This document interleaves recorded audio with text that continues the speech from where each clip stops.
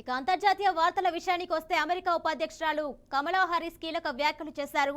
UAE Bharat మధ్య సంబంధాలు మరింత బలపడ్డాయి. పాలస్తీనా గాజాలోని రఫాపై సైనిక దాడులు నిలిపివేయాలని ఇజ్రాయెల్ను చైనా కోరింది. ఇక డీటెయిల్స్ చూస్తే అమెరికా ఉపాధ్యక్షురాలు కమలా హారిస్ కీలక వ్యాఖ్యలు చేశారు. అమెరికా అధ్యక్షురాలిగా బాధ్యతలు స్వీకరించడానికి తాను సిద్ధమేనని కమలా హారిస్ వెల్లడించారు.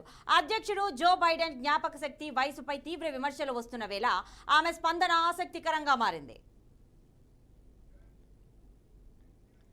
అమెరికా అధ్యక్షుడిగా ఉన్న వ్యక్తి ఏదైనా అనూహ్య పరిస్థితిలో ఆ పదవి నుంచి దిగిపోవాల్సి వస్తే ఉపాధ్యక్ష పదవిలో ఉన్నవారు ఆ బాధ్యత చేపడతారు. అలా చూస్తే హారిస్కి ఆ బాధ్యతలు దక్కుతాయని రాజకీయ విశ్లేషకులు చెప్తున్నారు. అయితే ఆ బాధ్యతలు చేపట్టే విషయంలో ఆమె సామర్థ్యంపై ప్రశ్నలు తలెత్తున్నాయి. ఈ అనుమానాలకు తోసిపుచ్చుతూ తాను అధ్యక్ష బాధ్యతలు చేపట్టడానికి సిద్ధంగా ఉన్నానని, అందులో ఎలాంటి సందేహం లేదన్నారు. తను గమనించిన ప్రతి ఒక్కరికి నా సామర్థ్యం గురించి తెలుసు అని చెప్పుకొచ్చారు.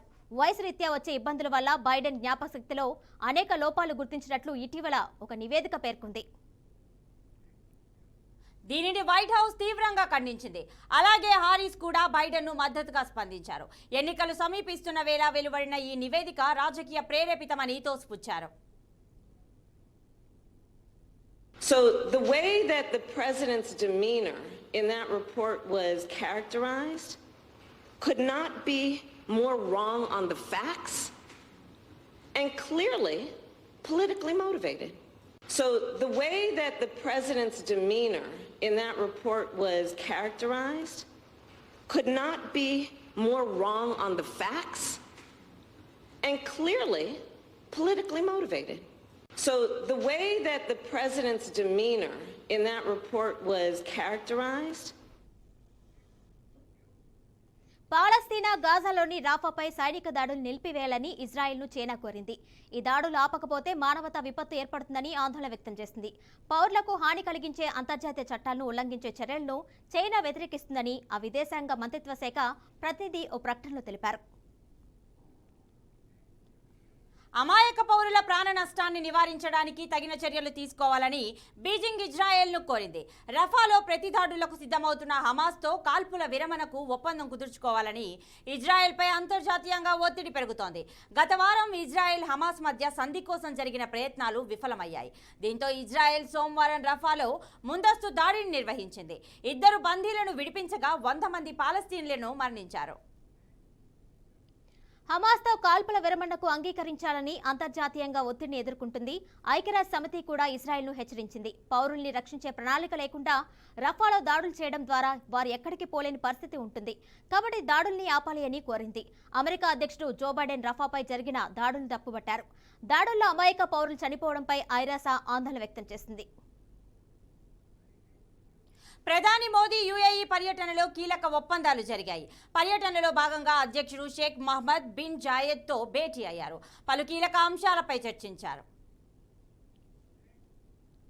వాణిజ్య రంగంలో కూడా ఇటీవలి కాలంలో ఇరు దేశాల మధ్య సంబంధాలు ఊపందుకున్నాయి. సరిహద్దు లావాదేవీల కోసం రూపాయి, దిర్హంల వినియోగాన్ని ప్రోత్సహించేందుకు ఇరు దేశాల మధ్య ఒప్పందం కుదిరింది. 2023-2022 ఆర్థిక సంవత్సరంలో యుఏఈ భారతదేశంలో $3.5 బిలియన్ పెట్టుబడి పెట్టిన 4వ అతిపెద్ద దేశంగా అవతరించింది. 2024 జనవరి 10న యుఏఈ అధ్యక్షుడు షేక్ మహమ్మద్ బిన్ జయద్ గుజరాత్ పర్యటన సందర్భంగా ఇరు దేశాల మధ్య పలు ఒప్పందాలు కుదిరాయి.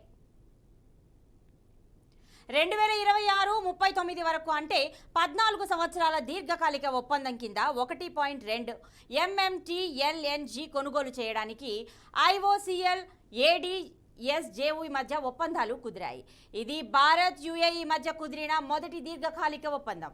తాజాగా Abu Dhabi national oil company gas GAIL ఇండియాకు సంవత్సరానికి 0.5 మిలియన్ మెట్రిక్ టన్నుల ఎల్ఎన్జీని సరఫరా చేసేందుకు 10 సంవత్సరాల ఒప్పందం కుదుర్చుకుంది. ఇది రక్షణ రంగంలో గత ఏడాది కాలంలో 2 దేశాల మధ్య ఎన్నో కార్యక్రమాలు జరిగాయి. 2024 జనవరిలో భారత్ యుఏఈ ద్వైపాక్షిక సైనిక కసరత్తు రాజస్థాన్లో జరిగింది. 2024 జనవరి 21న భారత్ యుఏఈ ఫ్రాన్స్ల వైమానిక దళాలతో కూడిన ఎక్సర్సైజ్ డెస్టర్ నైట్ యుఏఈలోని ఆల్ దఫ్రా విమానాశ్రయంలో జరిగింది. ఇటీవల హెచ్ఏఈలు ఒక అవగాహన ఒప్పందాన్ని కుదుర్చుకున్నాయి. దీని ప్రకారం క్షిపణి వ్యవస్థల ఉమ్మడి రూపకల్పన, అభివృద్ధితో సహా సహకార రంగాలలో ఇరు దేశాలు పరస్పర సహాయ సహకారాలు అందించుకోనున్నాయి.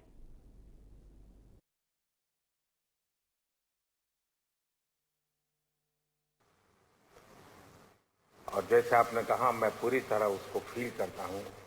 मुझे हमेशा लगा है कि जब मैं आपके पास आया हूँ, आप लोगों के बीच आया हूँ, तब हमेशा लगा है कि जैसे मैं अपने ही घर में आया हूँ, अपने ही परिवार के ही सदस्यों के साथ मैं मिलने आया हूँ।